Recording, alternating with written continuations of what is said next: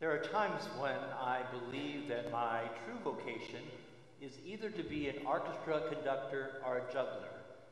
And sometimes it's to do both of them at the same time. Part of that comes from all these activities that are connected to the liturgy just this weekend, from before until what will happen afterwards. Our procession and our reflection in the beginning of the liturgy reminded us about the dignity of human life. That foundational principle of belief that human life begins at conception all the way through natural death, but the importance of that birth of the child and all that we must do to protect them. But there are other issues that also build upon that one that still need to be looked at in the Catholic community and the world community.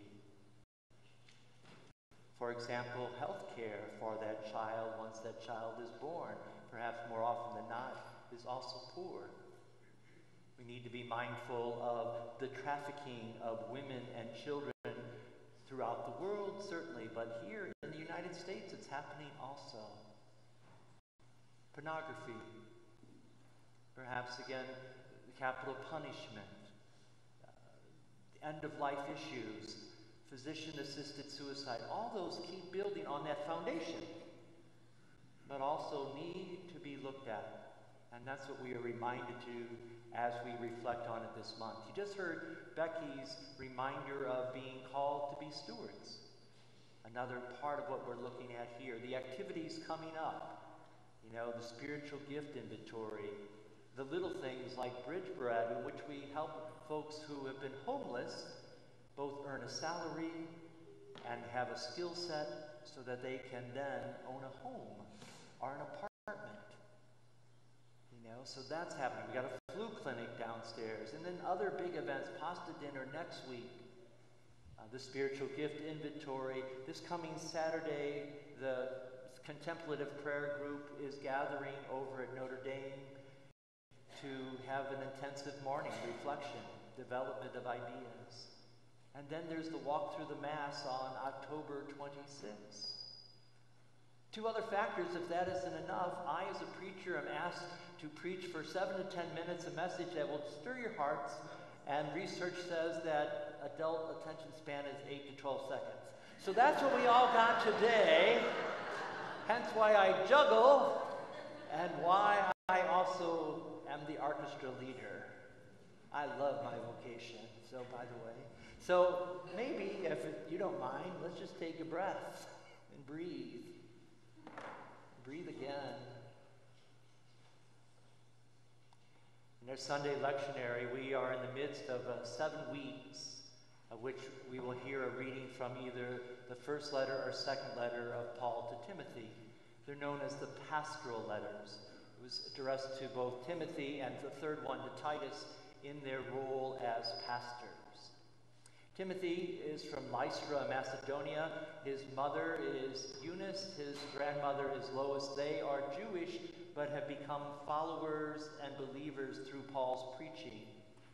The community in Lystra reach out to Paul saying, you might want to check this guy out. He has a fire for faith. He has some wonderful skill set. And so not only does Timothy become a disciple, he becomes a companion and co-worker of Paul. He begins to accompany Paul on the second and third missionary journeys. Paul even sends him out, if you would, on special envoy missions. He gets to a point where Paul appoints him what is called the overseer, parentheses, bishop of the church at Ephesus. For whatever reasons, perhaps partially because of his age, partially because of the issues in the community, including persecution, Timothy is really feeling overwhelmed by this responsibility, feeling afraid. And so Paul begins to write him letters. They can't text right now, folks, so write some letters. Letters of encouragement, letters of pushing him a little bit. I love it at the end of the first letter, in his writing, Paul say, I've heard you're just really so upset in your stomach. Take a little wine, that'll help you out. I really like that. Scotch is my preference of choice. Dewar's is a nice brand if anyone wants to work on my mental health, okay? But the issues still remain, and so Paul writes the second letter, which is the introduction we hear today. And what does he say during this introduction? He reaches out to Timothy and reminds him to stir into flame the gift God has given you through the imposition of my hands. That gesture is very sacramental, by the way. Stir up the flame from your ordination. God did not give us a spirit of cowardice, but rather of power, love, and self-control. Basically, Paul's saying, tap the graces of your ordination. You know, and specifically 3 gifts that he mentions. I prefer the really older translation, in which Paul says, God did not give us a cowardly spirit, but one that is strong, loving, and wise. Those are 3 wonderful graces. This particular passage has become one of my favorites, particularly since becoming a pastor. And those 3 different graces, each of them have a different role to play. And so if you want to pray for me, or you want to know what you want to pray for, and you don't know what to do, go for those 3 graces, that I would either be strong, loving, and or wise.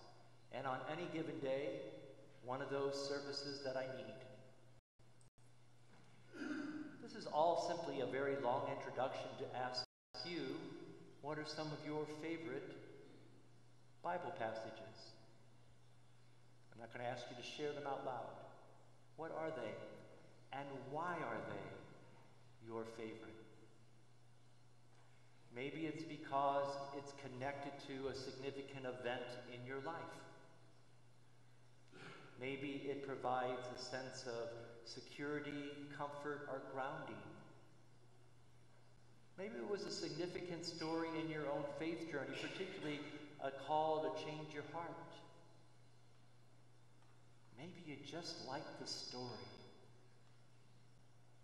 For whatever your reasons are, I do believe we all have at least one. And that's what I would like for you to do this week. Share your Bible story with someone else. Why it's important to you. If you can share that, that'd be wonderful. And then perhaps if it's someone else from here, you might hear their story, or just ask them.